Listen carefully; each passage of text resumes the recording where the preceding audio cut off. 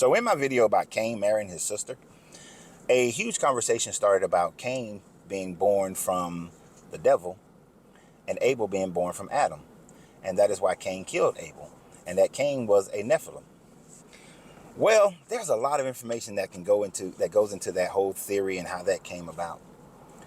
One aspect of that theory comes about because of this verse right here in John 1 John 3 and 12, where it says that Cain was of the evil one, or the devil, whereas Abel was from Adam.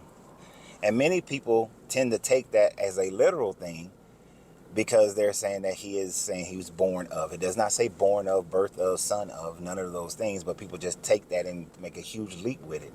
One of the reasons why you take that leap is because of this guy.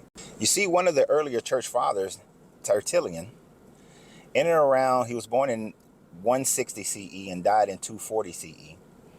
So in that early 3rd century, he started writing about the fact that in order to explain Cain's evilness, that he must have been from the devil and not from Adam, because how could the first son of Adam, be such a cruel and evil person that he would go as far as to commit one of the most heinous crimes against humanity, which is murder.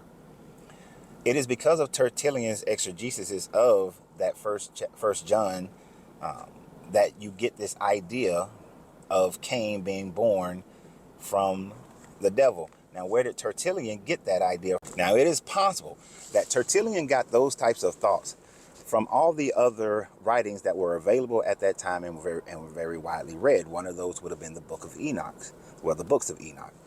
According to the books of Enoch, this is where you get the majority of your ideas as far as the watchers and the sons of God coming down to the daughters of men.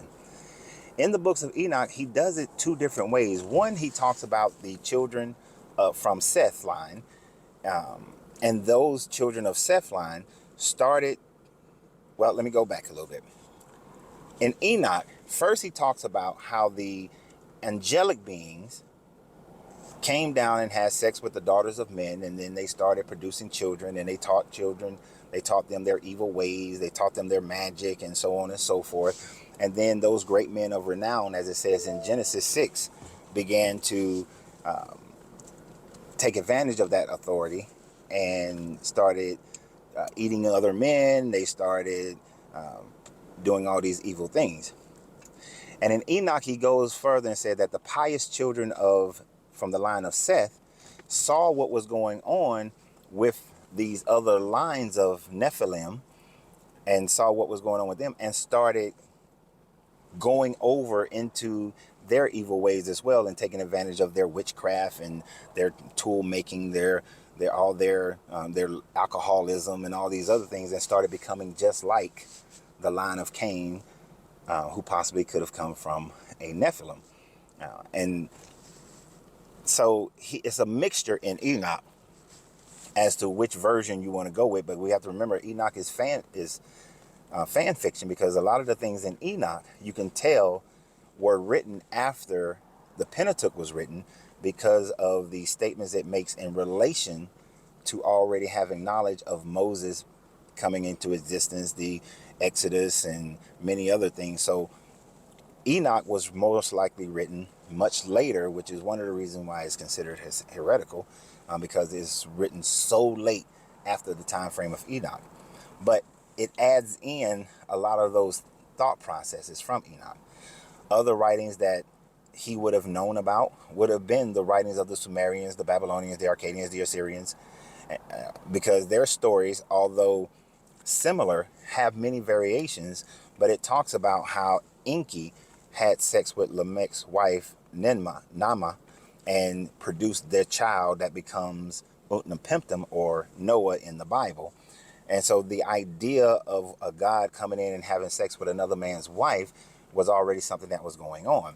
In the same way that the Greeks had many stories of that same type of situation, and he would have known of those Greek stories that talks about the fact that different gods came in and had sex with men's wives and produced these demigod type children, whether it's Hercules or Achilles or any of these other ones. So with that type of knowledge base and that understanding and belief, then it is easy for Tertullian to go ahead and make the leap because the Bible says he's of the devil. All that saying, and this is how it should be interpreted or exegized or exegesis is, however the word is pronounced, is that if a person displays a certain mentality or a certain behavior, then they are of the devil, as many people say that about me right now. People will come on in the comments and they will say that the things that I am of the devil, meaning that I am giving off a behavior that is of the devil, or I'm of the Antichrist. I'm giving a behavior that is similar to what they expect an Antichrist to be able to do, which I guess you could consider me one, since I am against this idea of Jesus as the Christ, but I'm not an Antichrist because I do accept that there is a higher consciousness of having a Christ mind. That's a whole nother discussion. But people can make that extrapolation, but does that mean the Antichrist or devil or anything of that nature is my father? Nope. My father's name is Harold Reed. That's my daddy. That's the one that provided the sperm in order for me to be born. That is the one that, was with my mom and manifested me into existence. I am not from some devil, but you may consider me of that. Just like I am of the Marine Corps in my mentality and in many of my behavior.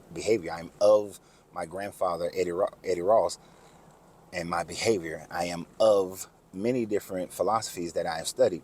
So that is actually what John is saying, that the mentality, the behavior, the thought process of Cain was of an evil nature. So therefore, his mentality is of the devil, but his daddy, according to the story, is Adam, because when you read your own Bible, what does it say?